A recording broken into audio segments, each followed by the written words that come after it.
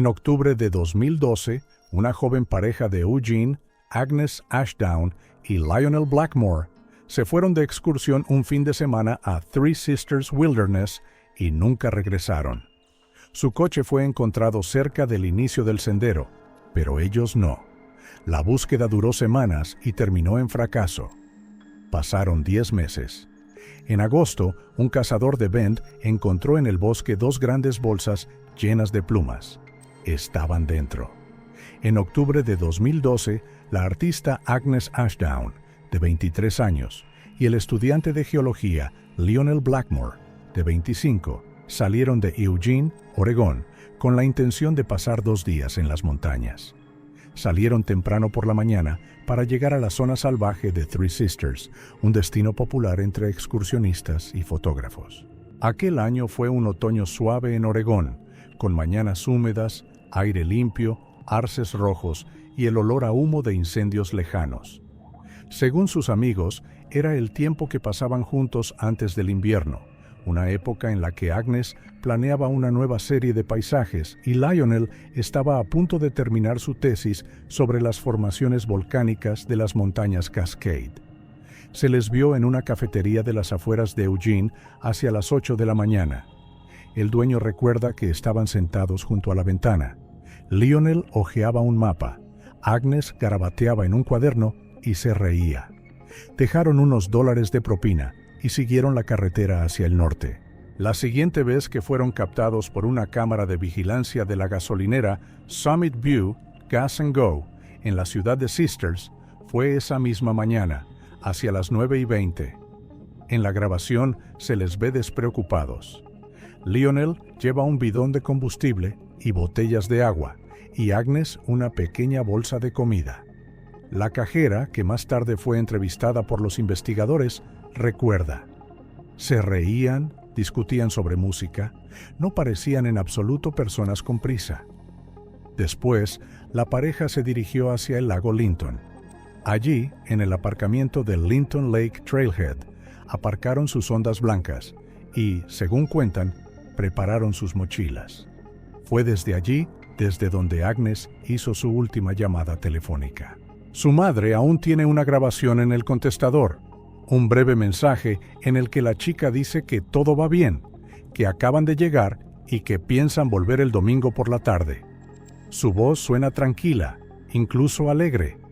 Este fue el último contacto confirmado con la pareja.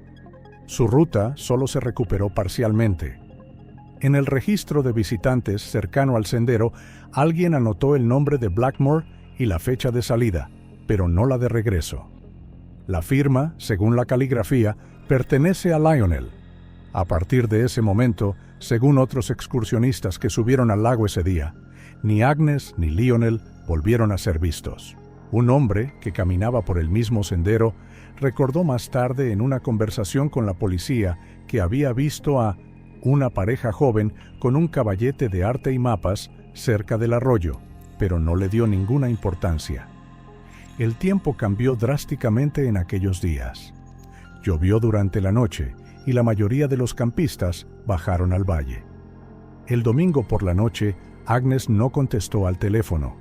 Al principio, su madre pensó que simplemente habían perdido el contacto. La cobertura de móvil en esa zona es inestable. Sin embargo, el lunes por la mañana, su ansiedad aumentó. Agnes siempre comunicaba los cambios de planes, aunque solo fuera con un día de retraso. Cuando resultó que Lionel no se había presentado a trabajar en la universidad y su supervisor le confirmó que debía estar de vuelta ayer, la señora Ashdown llamó a la oficina del sheriff del condado de Deschutes. A las 11:30 de la mañana, un agente de servicio se dirigió al aparcamiento de Linton Lake Trailhead. Era como si el tiempo se hubiera detenido. Un coche blanco estaba aparcado en la linde del bosque, con una fina capa de hojas húmedas sobre el capó, unas botellas de agua, un mapa doblado y el recibo de una gasolinera tirados por el suelo. No había señales de lucha ni de manipulación. Faltaban las llaves y las puertas estaban cerradas. En el suelo, cerca del maletero, había huellas de 2 pares de botas que se dirigían hacia el camino y desaparecían en el bosque. Ese mismo día, la policía empezó a redactar el primer informe. Dice así: se desconoce el paradero de las personas. Posible desaparición durante una excursión. La oficina del sheriff preparó un mensaje para el equipo de rescate, pero debido al mal tiempo y a la brevedad del día, se decidió iniciar la búsqueda oficial al amanecer. Los conductores que pasaban por la autopista cerca de Sisters recordaron más tarde haber visto cómo la niebla descendía sobre el bosque y la lluvia caía suavemente sobre un aparcamiento vacío, donde un coche solitario destacaba entre los faros. De momento, nada hacía pensar en un crimen. Simplemente, la pareja no había regresado. En aquellas montañas, esto ocurrió más de una vez. La gente se perdía por los senderos, se rompía una pierna, se quedaba a esperar ayuda y se encontraba 1 o 2 días después. Pero en esta historia, como señaló más tarde uno de los agentes, había algo más. Demasiado silencio. Nadie oyó gritos, vio huellas ni encontró pertenencias. Era como si el bosque se los hubiera tragado sin dejar rastro. Aquella noche, en el cuartel del sheriff, estaban trazando un mapa de la zona y acordando un plan de acción. En la pared, bajo una lámpara, colgaban sus fotografías. 2 jóvenes sonrientes sobre un fondo de verdes colinas. Agnes con un pincel en la mano, Lionel con unos pantalones de campo sucios. Parecían mirar directamente al objetivo, sin saber que esa imagen se convertiría en material para un expediente policial. Todos esperaban el amanecer, cuando podrían iniciar la ruta. Había una espesa niebla sobre el bosque y solo caían gotas de lluvia desde los tejados de los coches de servicio en el centro de control. El bosque se preparaba para permanecer en silencio durante mucho tiempo. La operación de búsqueda comenzó al amanecer del día siguiente, tras recibirse la denuncia de la desaparición. Agentes de la oficina del sheriff del condado de Deschutes, voluntarios locales y varios rescatadores experimentados de la Asociación de Rescate de Oregón se reunieron en un aparcamiento cercano al sendero del lago Linton. La lluvia de la noche había amainado, pero una niebla se cernía sobre las montañas, persistiendo entre las copas de los árboles de los pinos. El aire estaba impregnado del olor a corteza húmeda y a combustible de los generadores que funcionaban cerca del cuartel general provisional, 2 tiendas de campaña, mesas plegables, mapas, radios. El coordinador de la búsqueda, un veterano con 30 años de servicio, recordó más tarde que el bosque estaba extrañamente tranquilo aquella mañana, como si estuviera esperando.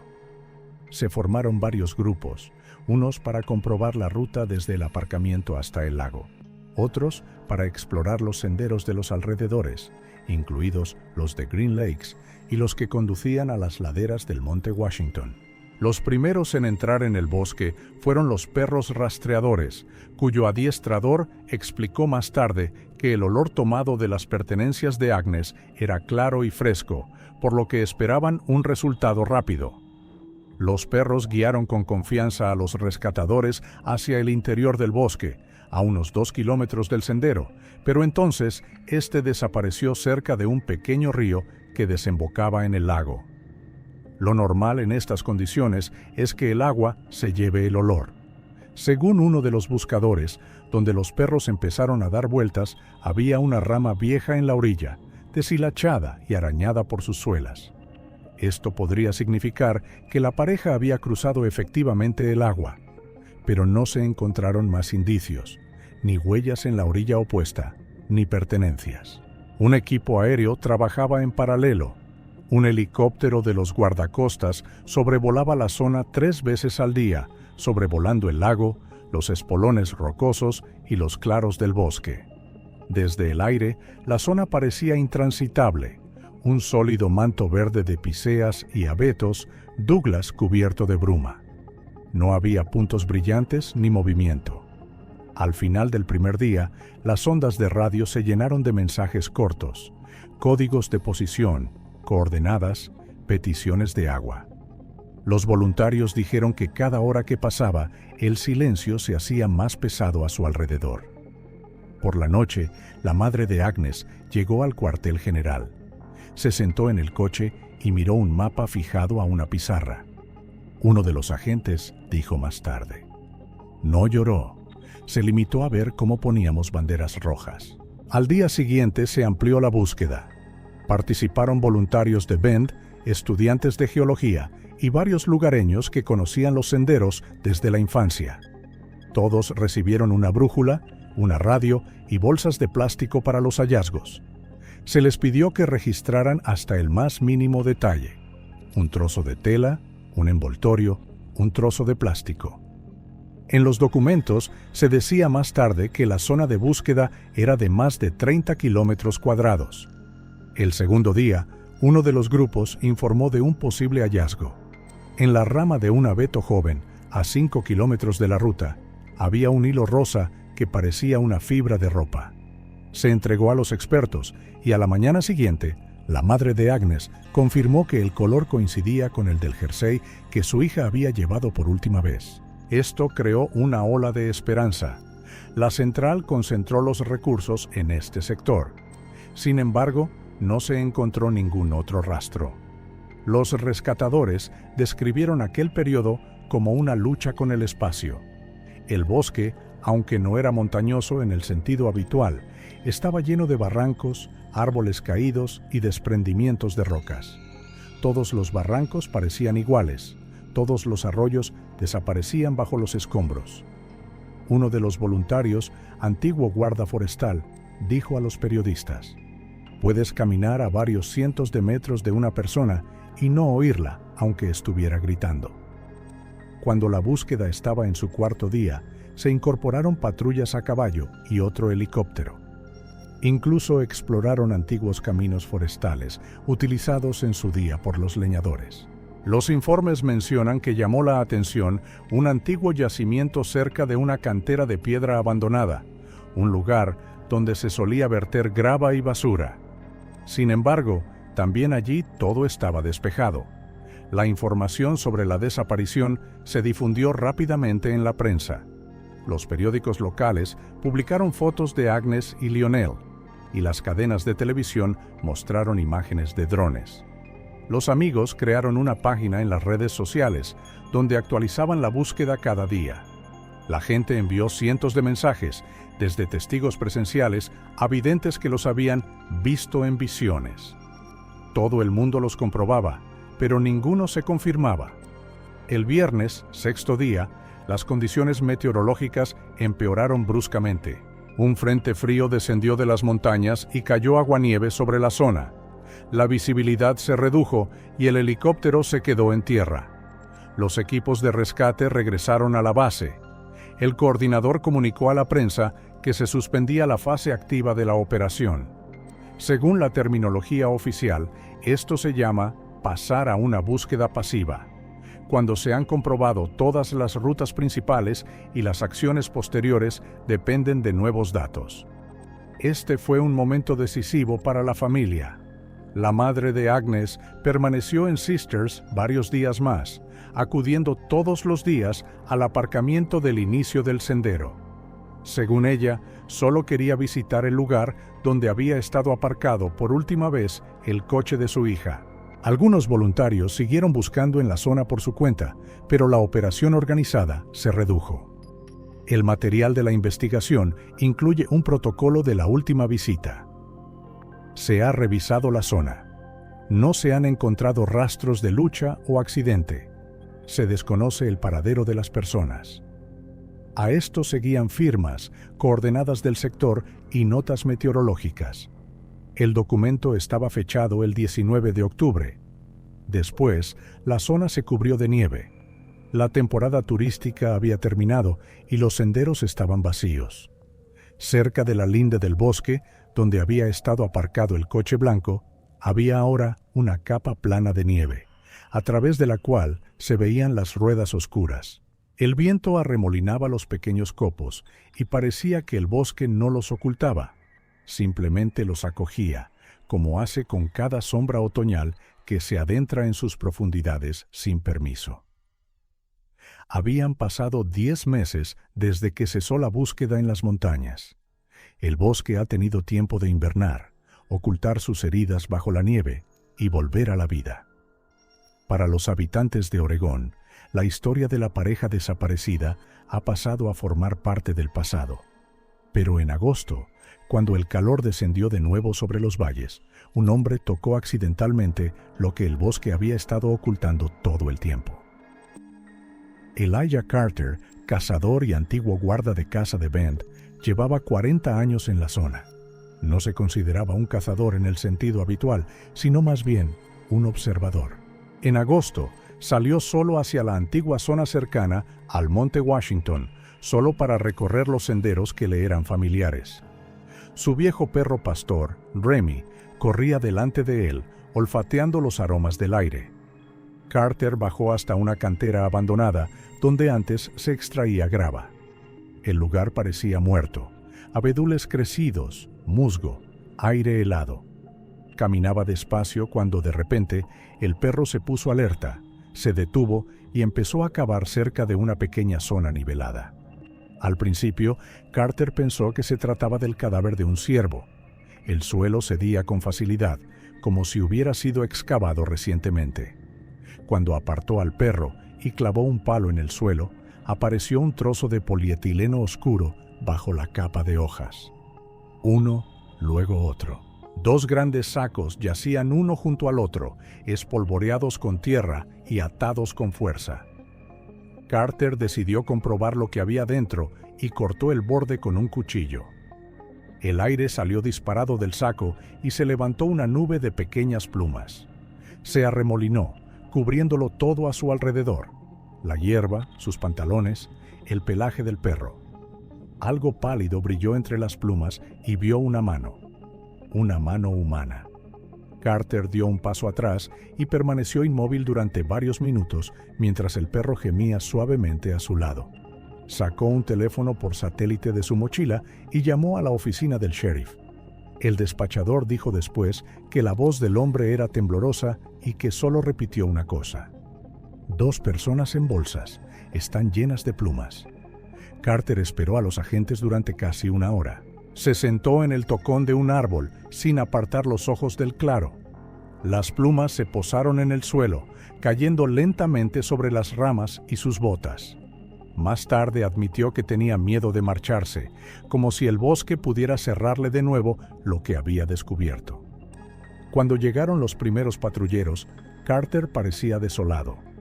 Uno de ellos recordó: no podía apartar los ojos del suelo. Estaba sentado como un hombre que acabara de ver un fantasma. Inmediatamente se acordonó la zona, se llamó a expertos forenses y se cerraron todas las carreteras. A la mañana siguiente, las radios locales dieron la noticia. El informe fue breve. Se habían encontrado 2 cadáveres en los bosques cercanos al Monte Washington. La policía no especificó detalles, pero los rumores se propagaron más rápido que los informes oficiales. La gente hablaba de sacos de plumas, de un entierro extraño y de que probablemente se trataba de los mismos desaparecidos. Durante varios días hubo cintas con las palabras "no cruzar" en el lugar donde Carter dio su terrible paso. Las plumas seguían volando, blancas y ligeras, como si el bosque no supiera qué hacer con ellas. El viento las arrastraba por las ramas y los arroyos, y según uno de los rescatadores, parecía que los árboles las respiraban. Aquel agosto, por primera vez en mucho tiempo, el bosque volvió a hablar, pero su discurso fue tan silencioso como el susurro de unas alas. Un recordatorio de que lo que está enterrado no siempre quiere permanecer bajo tierra. La zona del hallazgo se convirtió en un campamento provisional para los investigadores. Por la mañana, cuando aún había niebla sobre las copas de los abetos, llegaron los forenses de Bend, un forense y un antropólogo. Trabajaron despacio, en silencio, convirtiendo paso a paso el claro donde había estado Elijah Carter en un metódico lugar de investigación. Cada cuadrado de terreno fue marcado con marcadores de plástico, fotografiado y medido. Las plumas que aún quedaban en la hierba se recogieron con pinzas. Cientos de muestras, cada una en su propia bolsa. Los expertos dijeron que nunca habían visto nada igual. Las bolsas estaban densamente llenas de pequeñas plumas de ave, en su mayoría de faisán. Parecían blanquecinas por fuera, pero al microscopio mostraban claramente tonos naturales de bronce y rayas negras. Análisis posteriores confirmaron que se trataba de faisanes salvajes que abundan en los bosques de los alrededores.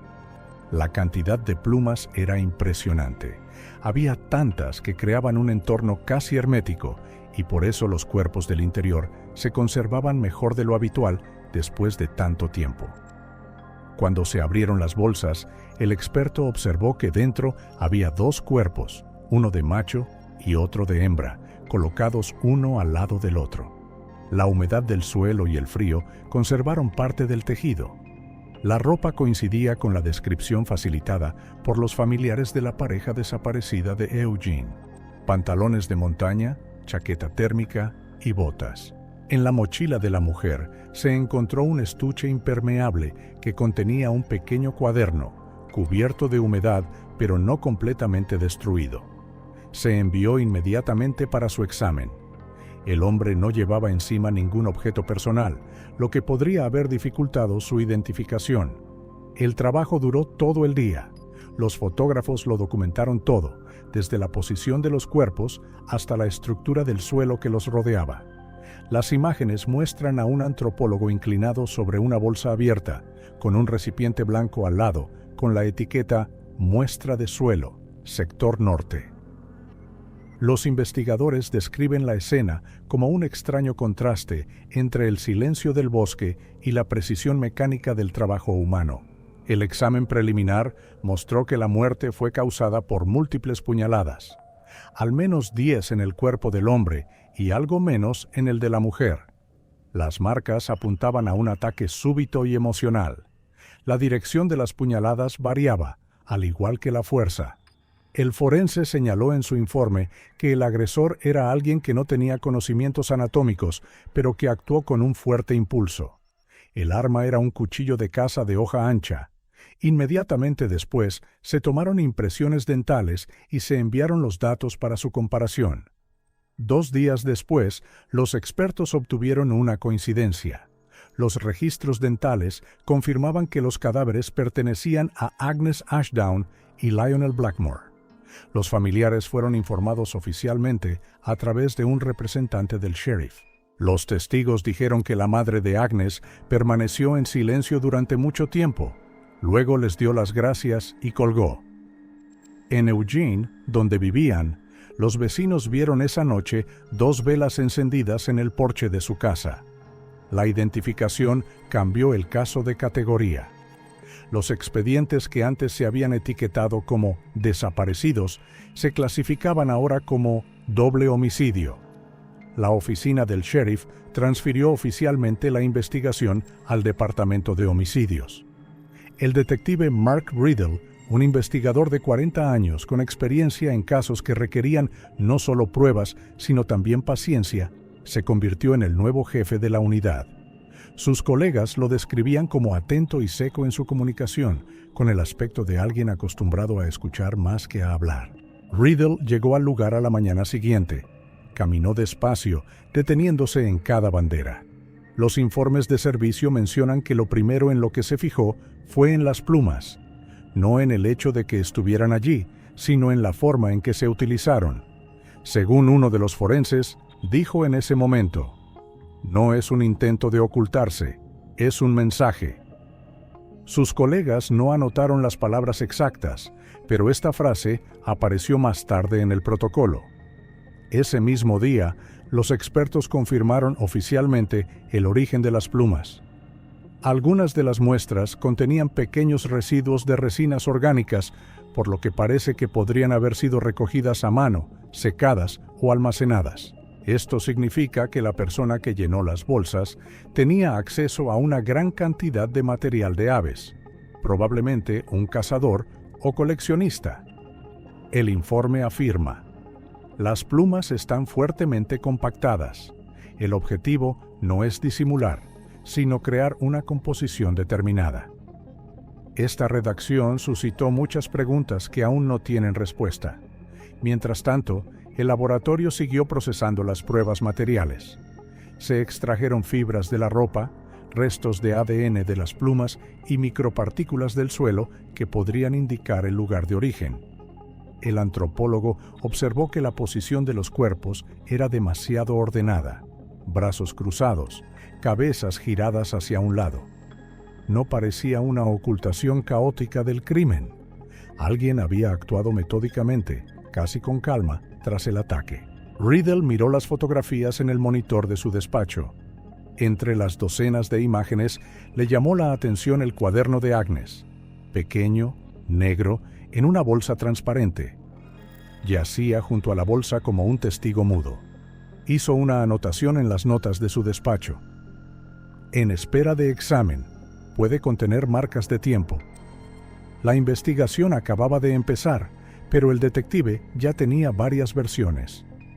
Una de ellas, sobre un posible matiz ritual, se comentaba en las oficinas del sheriff. Las plumas, el orden de los cuerpos, la calma con que se hizo todo. Todo ello sugería que el asesino había actuado deliberadamente. Sin embargo, otros expertos creían que el simbolismo podía ser el resultado accidental de un trastorno mental o una obsesión personal. Riddle se tomó su tiempo. Sentado ante su escritorio, miraba informes y fotografías, y según un colega, parecía que estaba escuchando algo apenas audible. Le interesaba no solo lo que había ocurrido, sino por qué. El bosque, que había permanecido en silencio durante 10 meses, hablaba ahora en el lenguaje de los detalles: plumas, marcas de cuchillos, manos vacías. Y entre todos estos fragmentos de silencio, buscaba una respuesta. ¿Quién escondió las plumas y por qué? El diario llegó a manos de la detective Riddle unas semanas después del examen. Sus páginas, arrugadas por la humedad, conservaban olor a tierra y un leve rastro de tinta. La cubierta estaba arañada y los bordes de las páginas estaban retorcidos, pero las entradas eran legibles. Los forenses secaron las páginas en el laboratorio y las metieron en una bolsa transparente con una marca: pruebas físicas. Cuidado, el papel es parcialmente frágil. Este diario no era un diario ni un cuaderno de viaje. Agnes escribía a mano, pequeño y uniforme, con bolígrafo negro, a veces añadiendo trazos de lápiz, bocetos de montañas, ramas y contornos de pájaros. El contenido era más una confesión personal que un diario de viaje. Las primeras páginas describen cosas corrientes: el viaje desde Eugene, el cielo otoñal, conversaciones con Lionel sobre rocas, el olor a café en la gasolinera. En unas pocas líneas menciona cómo todo parece brillante y nuevo, incluso cuando estamos en silencio. Riddle leyó las páginas en su despacho, haciendo anotaciones a lápiz en los márgenes. Un informe del personal afirma que leyó todo el cuaderno en una noche. Lo que al principio parecían observaciones ordinarias fue abriéndole paso a otro nivel: un profundo temor y al mismo tiempo una fascinación por el mundo que le rodeaba. Agnes escribió sobre la sensación de fragilidad, sobre cómo a veces todos los seres vivos parecen estar esperando a ser encontrados. Entre las últimas anotaciones hechas durante la caminata, un pasaje me llamó la atención. La fecha estaba borrosa, pero el texto se conservaba. Hoy hemos conocido a un hombre extraño junto al arroyo. Hablaba en voz baja, como si temiera asustar a alguien invisible. Me pareció que parecía un pájaro que hubiera perdido su nido. Nos preguntó si habíamos visto una pequeña pinza plateada para el pelo con forma de pájaro. Le dijimos que no. Nos dio las gracias y se quedó mirándonos un buen rato. Había algo doloroso en sus ojos, como si buscara un recuerdo, no una cosa. Este fragmento se convirtió en la primera pista real del caso tras un largo estancamiento. Riddle comparó la fecha de la entrada provisional con el informe del equipo de búsqueda. Efectivamente, ese día había otro visitante en el registro de turistas, un observador de aves aficionado de Eugene llamado Arthur Pembroke. Ya había sido entrevistado inmediatamente después de la desaparición de la pareja, pero solo había dicho que había estado observando aves cerca del lago Linton y que no había visto a nadie. Ahora esta explicación parecía incompleta. El detective fue al archivo y consultó el primer informe del interrogatorio de Pembroke. Un hombre de unos 50 años, sin antecedentes penales, investigador en la biblioteca de la universidad. En la columna de comportamiento había una breve nota: tranquilo, educado. Pero al detective esta descripción le pareció demasiado plana. Riddle fue a verle de nuevo. El testimonio del secretario del sheriff demuestra que la visita no fue oficial ni anunciada. El informe indica que Pembroke vivía solo, en una casa con un estrecho jardín, con comederos de pájaros y varias jaulas. Los vecinos lo describían como un hombre tranquilo, algo extraño pero seguro, que conoce los nombres de todos los pájaros, incluso los nocturnos. Durante la segunda visita, según Riddle, volvió a comportarse con calma, aunque sus ojos delataban tensión. No negó el encuentro en el arroyo, pero admitió: sí, los vi. Caminaban por el sendero y se detuvieron junto al agua. En realidad, estaba buscando un broche que pertenecía a mi hermano. Se lo dio su madre y lo perdió durante uno de nuestros viajes. Explicó que no lo denunció en la primera entrevista porque no le pareció importante. Me saludaron y siguieron adelante.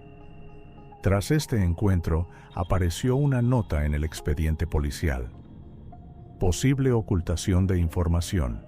Vuelva a examinar las acciones de Pembroke después del 16 de octubre.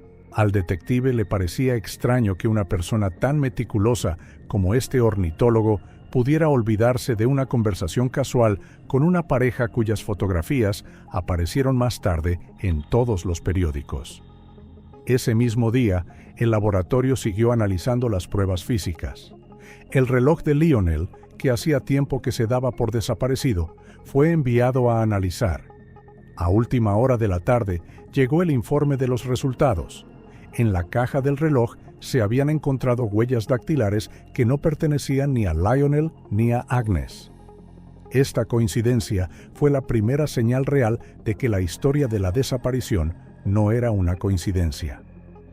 Riddle estaba sentado en su despacho, revisando sus notas. Frente a él estaba el diario abierto de Agnes, en el que las últimas palabras estaban borrosas por la lluvia. Junto a él había una fotografía del lugar y un breve informe sobre el observador de aves de Eugene. Según su colega, aquella tarde el detective se quedó largo rato mirando por la ventana y repitiendo en voz alta: pájaro, broche, hombre extraño. No sacó ninguna conclusión, solo marcó una nueva línea de investigación en su cuaderno: Pembroke, broche, Silver. Los resultados del laboratorio llegaron unos días después de volver a entrevistar a Arthur Pembroke. El informe indicaba que las huellas encontradas en el reloj de Lionel Blackmore pertenecían a un hombre llamado Eric Bogle, un residente de Redmond, que tenía un historial de pequeños robos en coches. Fue descrito por la oficina del sheriff como un típico oportunista callejero, sin violencia, pero con una afición crónica por los pequeños delitos. Riddle ordenó que trajeran a Bogle para interrogarlo. No se resistió, accedió de inmediato, asustado por el mero hecho de estar implicado en un caso de gran repercusión. Según los investigadores, parecía agotado y habló rápidamente, quebrándose. Bogle declaró que no tenía nada que ver con el asesinato. Según él, encontró el reloj por casualidad, aproximadamente una semana después de que aparecieran en las noticias sobre la desaparición de la pareja. Caminaba por una carretera cerca del lago Linton cuando vio un brillo en la hierba. El reloj estaba un poco arañado y le faltaba una correa. Lo cogió y se lo puso hasta que se enteró del hallazgo de los cadáveres. Sus palabras fueron parcialmente confirmadas. Bogle tenía una coartada para el día de los asesinatos. Esa semana trabajaba en un lavadero de coches de Redmond, donde fue visto por sus compañeros. Una comprobación demostró que no había salido de la ciudad. No se le podía acusar de ningún delito, pero el hecho de que se encontrara el reloj revelaba algo más. Alguien, el verdadero asesino, podría haber dejado las cosas en el bosque y haberlas recogido después unos desconocidos. El detective Riddle, analizando el material, decidió utilizarlo como base para una orden de registro en casa de Arthur Pembroke. Su lógica era simple. Si el crimen estaba relacionado con Pembroke, entonces los rastros podían permanecer en su casa. Y si no, esto permitiría descartarle por completo. La casa del ornitólogo estaba en las afueras de Eugene, pequeña, ordenada, con las paredes cubiertas de fotografías de pájaros. Todo parecía ordenado: estanterías con enciclopedias, una colección de prismáticos, decenas de frascos con muestras de plumas etiquetadas por especies. En la cocina había un hervidor, 2 tazas y una vajilla bien apilada. Nada que pudiera indicar violencia. Pero en el garaje el panorama cambió. Era más oscuro, más frío. Olía a polvo y a pinturas viejas. Uno de los investigadores se fijó en un arcón de madera empujado bajo una pila de revistas viejas. Al abrirlo, había dentro un par de prismáticos rotos, con una mancha oscura en el puente metálico. El experto tomó una muestra, sangre que se había secado hacía tiempo. Al lado, entre los papeles arrugados, había una pequeña pinza de pelo plateada con forma de pájaro. Según testigos presenciales, Pembroke palideció en ese momento y sus manos empezaron a temblar. Intentó explicar que los prismáticos eran viejos, que la sangre era de un corte accidental durante la reparación y que supuestamente había encontrado el broche en el bosque, pero temía entregarlos a la policía para no verse implicado en el caso. Sus palabras no sonaban convincentes. Fue llevado a la oficina del sheriff para un interrogatorio oficial. Durante la conversación, según el detective, Pembroke se mostró confiado al principio, pero perdió el control con cada pregunta. Repitió que era inocente, que ese día solo estaba observando pájaros y se encontró por casualidad con una pareja junto al arroyo. Luego, cuando el detective le preguntó por qué les había seguido por segunda vez, Pembroke enmudeció. Según el informe, no volvió a hablar hasta pasadas varias horas. Su discurso fue fragmentario. Dijo que en realidad había seguido el rastro para pedir ayuda para volver a encontrar el broche. Al llegar a un recodo del camino, oyó gritos. Se asustó, pero se acercó. Y entonces, como él mismo dijo, vi algo que no debería haber visto. Sus palabras posteriores se recogen en el informe casi textualmente. Vi a Harry hacerlo. Cuando el detective le preguntó quién era Harry, respondió, mi hermano pequeño. Los documentos redactados aquella noche afirman que Pembroke parecía extremadamente deprimido, como si hubiera reconocido no solo el hecho, sino también la inevitable catástrofe que se escondía tras aquellas palabras. Tenía la respiración agitada y repitió varias veces el nombre de su hermano, como si esperara que no quedara constancia de ello. Esta declaración cambió el curso de la investigación. El detective Riddle tenía ahora no solo un testigo, sino una persona que podría haber estado ocultando al verdadero culpable. Y, por primera vez, apareció un nuevo nombre en el caso de la doble muerte, la sombra que se ocultaba tras Arthur Pembroke. Se llamaba Harry. Tras una noche de insomnio, el detective Riddle volvió a sentarse frente a Arthur Pembroke. Según el protocolo oficial, el interrogatorio comenzaba a las 8 de la mañana.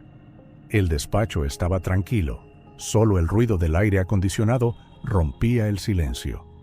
Pembroke parecía agotado.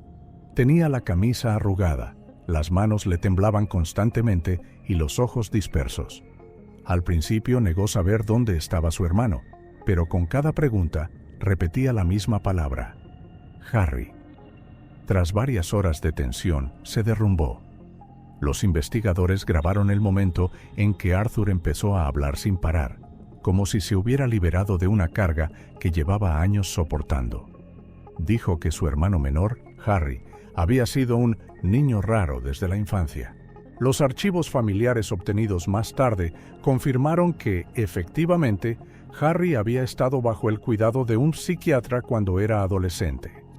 Su obsesivo amor por los pájaros rozaba la obsesión. Coleccionaba plumas, llevaba cuadernos de observación y podía pasarse horas sentado ante un comedero observando cuervos. Arthur le llamaba el hijo del viento, pero con el tiempo, esta afición adquirió una profundidad inquietante. Harry creció, pero su comportamiento siguió siendo impredecible. Según su hermano, solía decir que la gente estropea la naturaleza, destruye los nidos y enfada a los pájaros. Arthur percibió esto como una filosofía extraña hasta que vio una vez a Harry coger un arrendajo herido y, en lugar de tratarlo, enterrarlo con ritos como si fuera un ser humano. A partir de entonces, se dio cuenta de que su hermano vivía en su propio sistema de creencias, en el que los pájaros tenían un significado no solo simbólico, sino sagrado. El día en que Agnes y Lionel desaparecieron, Harry fue al bosque con Arthur. Según su hermano mayor, quería ayudarle con sus observaciones. Se separaron cerca de un arroyo. Arthur se alejó por el sendero, mientras que Harry se quedó atrás para oír el canto. Más tarde, Arthur oyó gritos, pero no les prestó mucha atención. Pensó que eran cazadores o animales. Solo cuando volvió a la misma zona y vio señales de lucha, se dio cuenta de lo que había ocurrido. Su testimonio se recoge en el protocolo con numerosas paradas y arranques. Dijo: «Los vi, estaban tumbados, y él estaba de pie junto a ellos. Tenía un cuchillo. Ni siquiera pude gritar». Luego añadió que Harry le miraba como si estuviera presenciando el castigo de Dios. En aquella breve escena se juntaron todos sus miedos: el hermano al que se había pasado la vida intentando proteger, y dos inocentes que se cruzaron en su camino. Arthur no negó haber ayudado a ocultar los cadáveres. Según él, Harry se encontraba en un estado de total distanciamiento tras el ataque. No lloró, no huyó, simplemente recogió plumas y se las puso. Arthur explicó que recoger plumas era una forma de que su hermano se resarciera. Al mismo tiempo, decidió encubrir el crimen, no para salvarse a sí mismo, sino para evitar que Harry fuera a la cárcel. Las notas del detective indican que permaneció en silencio durante mucho tiempo después de estas palabras. Luego preguntó cómo habían enterrado los cadáveres. Arthur respondió que había sido idea suya. Dijo que los pájaros se llevarían sus almas. Yo solo ayudé, para que nadie los encontrara. Los relatos posteriores fueron caóticos, pero se restableció la secuencia de los hechos. Después del asesinato, Arthur llevó a su hermano a la cabaña familiar cerca del lago Hosom.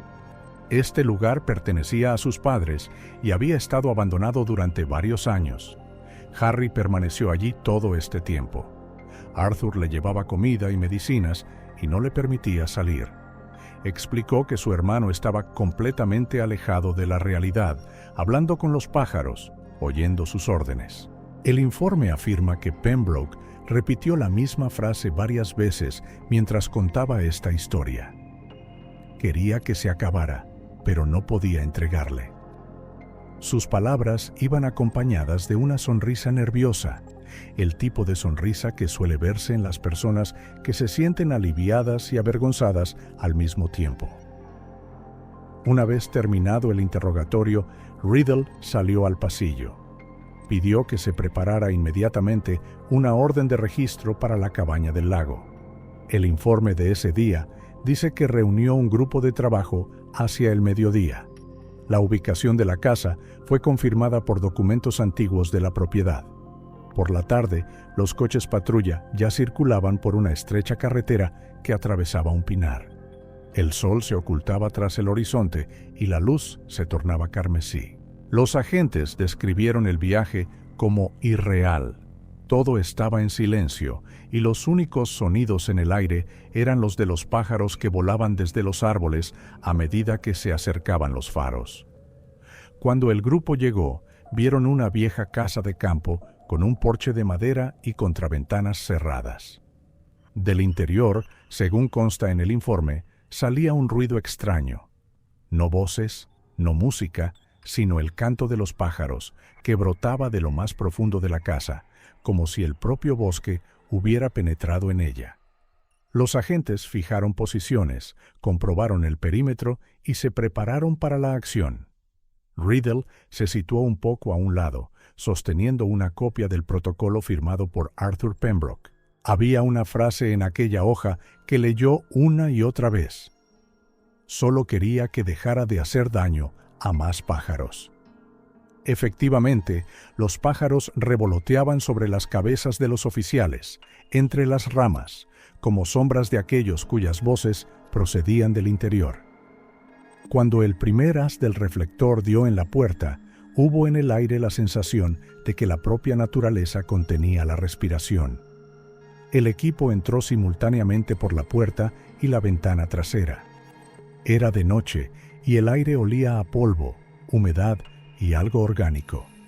Las plumas crujían bajo los pies, como una capa de nieve que cubría el suelo, los muebles y las estanterías. Toda la habitación parecía un santuario caótico.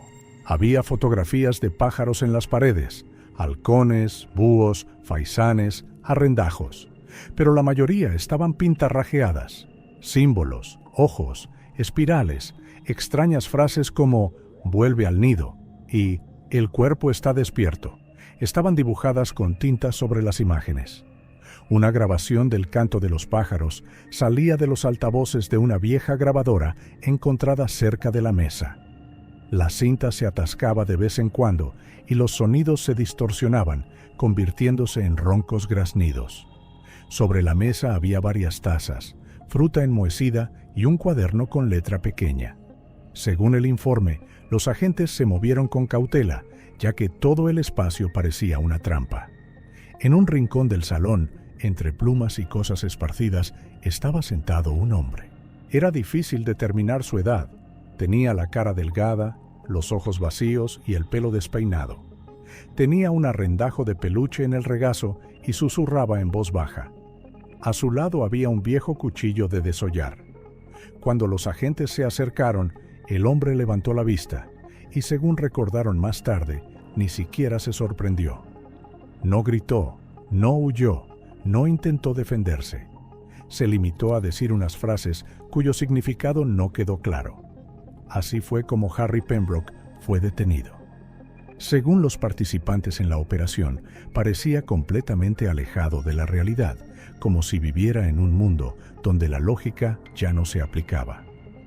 Tenía las manos cubiertas de arañazos y tinta, y su camisa tenía plumas pegadas con una sustancia adhesiva. Le tiraron al suelo y le esposaron, pero no opuso resistencia. Uno de los soldados admitió más tarde que había sido la operación más tranquila de su carrera. Tras la detención, registraron la casa. En la cocina encontraron varios recipientes de plástico con restos de comida, cuadernos con dibujos de pájaros, tarros con huesos y huevos, firmados con fechas. En el dormitorio había una cama desmontada con una bolsa de plumas en lugar de almohada. Lo más importante estaba sobre el escritorio, un cuaderno encuadernado en cuero que Harry había estado guardando durante los últimos meses. Este cuaderno, según los expertos, contenía docenas de páginas escritas con frases que parecían una confesión. Escribía sobre gente que pisotea nidos, purificación mediante la devolución a los pájaros y almas que necesitan ser liberadas. Entre las entradas había fechas que coincidían con el día de la desaparición de Agnes y Lionel. Al final había una frase que los forenses marcaron con un rotulador rojo. Lo hice porque destruyeron la casa del alma de pájaro. En la habitación del fondo encontraron un cuchillo, la misma herramienta de caza que había mencionado el experto. En la hoja había restos de sangre, más tarde identificada como humana. Debajo de la cama encontraron restos de tela que parecían parte de una chaqueta y una caja de plumas de faisán. Todo esto se convirtió en la prueba definitiva del caso. Cuando sacaron a Harry de la casa, miraba al frente, sin responder a nadie. Los informes indican que sonreía, no con locura, sino con calma, como un hombre que ha cumplido con su deber. Posteriormente, los psiquiatras determinaron que se encontraba en un profundo estado psicótico. El tribunal lo declaró demente y fue enviado a una clínica de alta seguridad. Su hermano Arthur fue detenido por complicidad y encubrimiento del crimen. No opuso resistencia, solo pidió permiso para entregar a Harry sus viejos libros sobre pájaros. Cuando se lo negaron, dijo: «No sabrá dónde está la luz sin ellos». El detective Riddle recibió permiso para cerrar el caso. En su informe, señaló que la investigación no aportó una sensación de cierre. En su escritorio quedaron 2 fotografías, una de Agnes y Lionel, sonrientes y vivos, y la otra tomada en el momento de la detención, Harry sentado entre plumas como parte de su extraño altar. Unas semanas más tarde, Riddle llegó al lugar donde empezó todo. Caminó por el sendero del lago Linton, escuchando el susurro de las hojas secas bajo sus pies. Se detuvo en el arroyo donde Agnes había sido vista por última vez.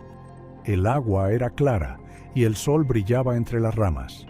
Un faisán estaba de pie en la linde del bosque, tranquilo, orgulloso, brillante. Miró al detective sin miedo y luego extendió las alas y echó a volar. Riddle lo vio alejarse volando y sintió que el bosque había recuperado su silencio. No como el olvido, sino como la calma después de una tormenta. No había victoria en este silencio, solo el recuerdo de que la obsesión humana puede convertirse en una extensión de la naturaleza si se le da demasiada libertad. Y el bosque, que antes había sido silencioso, ahora simplemente respiraba.